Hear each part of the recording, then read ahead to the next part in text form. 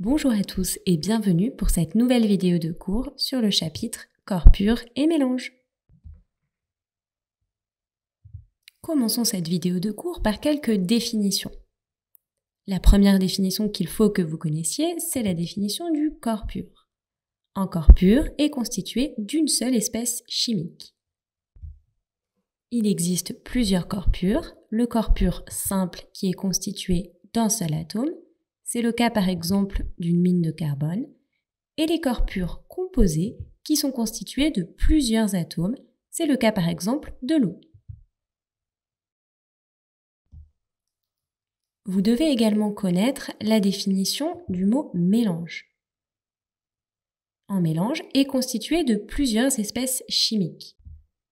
Il existe deux types de mélanges que vous connaissez également, les mélanges homogènes qui possèdent une seule phase. On ne peut donc pas distinguer ces différents constituants. C'est le cas par exemple du sirop à l'eau. Il existe également des mélanges dits hétérogènes, cette fois-ci qui sont constitués de plusieurs phases et dont on peut distinguer les différents constituants. C'est le cas par exemple du mélange de l'eau et de l'huile. Mais alors, lorsqu'on étudie une solution, comment savoir si c'est un mélange ou un corps pur ? Eh bien, il y a plusieurs questions à se poser. La première, c'est de quoi est constituée ma solution ? Si elle est constituée d'une seule espèce chimique, alors il s'agira d'un corps pur. Si au contraire elle est constituée de plusieurs espèces chimiques, il s'agira d'un mélange. Pour savoir de quel type de mélange il s'agit, il faut regarder la solution et se demander combien de phases on voit. Si vous distinguez qu'une seule phase, c'est-à-dire que vous ne pouvez pas voir les différents constituants de ce mélange, c'est que c'est un mélange homogène. A contrario, si vous pouvez voir plusieurs phases, c'est-à-dire distinguer les différents constituants du mélange, c'est qu'il s'agit d'un mélange hétérogène. Une autre méthode qui vous permet de savoir si la solution que vous étudiez est un mélange ou un corps pur, c'est d'étudier ce qu'on appelle la température de changement d'état. En effet, il faut savoir que le changement d'état d'un corps pur se fait à température constante. Autrement dit, lorsqu'on étudie la température en fonction du temps lors d'un changement d'état, pour un corps pur, on obtient ce qu'on appelle un palier de température, c'est-à-dire que la température reste constante. Comme vous pouvez le voir à l'écran, la solution qui est représentée par la courbe orange est un corps pur puisqu'on observe une température constante au cours du temps. C'est ce qu'on appelle, comme je vous l'ai dit précédemment, le palier de température. A contrario, la solution qui est représentée par la courbe jaune n'est pas un corps pur, c'est un mélange car nous n'observons pas de palier de température. Une fois que vous avez déterminé que la solution que vous êtes en train d'étudier est un corps pur ou un mélange, vous pouvez essayer de savoir de quoi elle est constituée. Pour commencer, vous pouvez réaliser ce qu'on appelle des tests d'identification chimique. Vous avez déjà dû les rencontrer au collège, mais je vais les reprendre avec vous dans cette vidéo. Le premier test d'identification chimique que vous devez connaître, c'est celui de la présence d'eau. Pour ce faire, on utilise ce qu'on appelle du sulfate de cuivre anhydre. Le sulfate de cuivre anhydre est une poudre blanche que vous pouvez déposer sur votre solution. S'il devient bleu, c'est que dans votre solution, il y a de l'eau. On peut également tester la présence de dihydrogène. Pour ce faire, on approche une allumette en flamme d'un tube à essai. Si on entend une détonation, c'est que dans le tube à essai, il y a du dihydrogène. Un autre test que vous avez déjà dû faire au collège, c'est celui de la présence du dioxyde de carbone.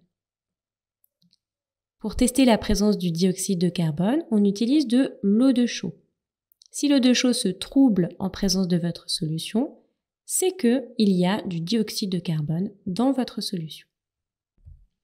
Et enfin, on peut tester la présence du dioxygène en approchant une allumette incandescente d'un tube à essai. Si la flamme se ravive, alors c'est que du dioxygène est présent dans le tube à essai. Pour connaître la nature d'une solution, vous pouvez également étudier ce qu'on appelle la masse volumique. La masse volumique est notée ρ et s'exprime par la formule mathématique suivante.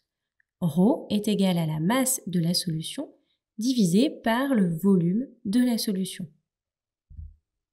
ρ s'exprimant en grammes par litre, alors la masse de la solution s'exprime en grammes et le volume en litres. Prenons un exemple et essayons de déterminer la masse volumique de l'huile. Pour cela, on prend une éprouvette, on verse un certain volume d'huile dans l'éprouvette et on pèse la masse de cette solution. On constate alors que la masse prélevée d'huile vaut 80 grammes et qu'on a prélevé un volume de 100 ml, soit 0,100 litres. On n'a plus ensuite qu'à appliquer la formule et on obtient alors que la masse volumique de l'huile vaut 800 grammes par litre. La dernière méthode qui peut vous permettre de connaître la nature d'une solution, c'est ce qu'on appelle la chromatographie sur couche mince. Cette méthode nécessite d'avoir ce qu'on appelle une plaque de silice qui apparaît sur votre écran. Sur cette plaque de silice, en bas, on va réaliser plusieurs dépôts. On va déposer un petit peu de solution dont on ne connaît pas la composition, dont on cherche à étudier. Et puis, 2 autres dépôts de solution dont on connaît la composition. Une fois que les dépôts ont été réalisés, on va pouvoir déposer notre plaque de silice dans ce qu'on appelle un éluant. On place la plaque dans un bécher qui contient un révélateur qu'on appelle éluant.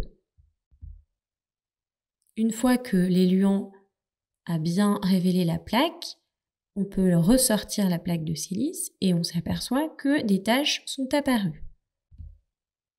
On constate par exemple que sur notre dépôt A, 3 taches sont apparues, dont une qui se trouve juste en face d'une tache qui est apparue au niveau du dépôt C.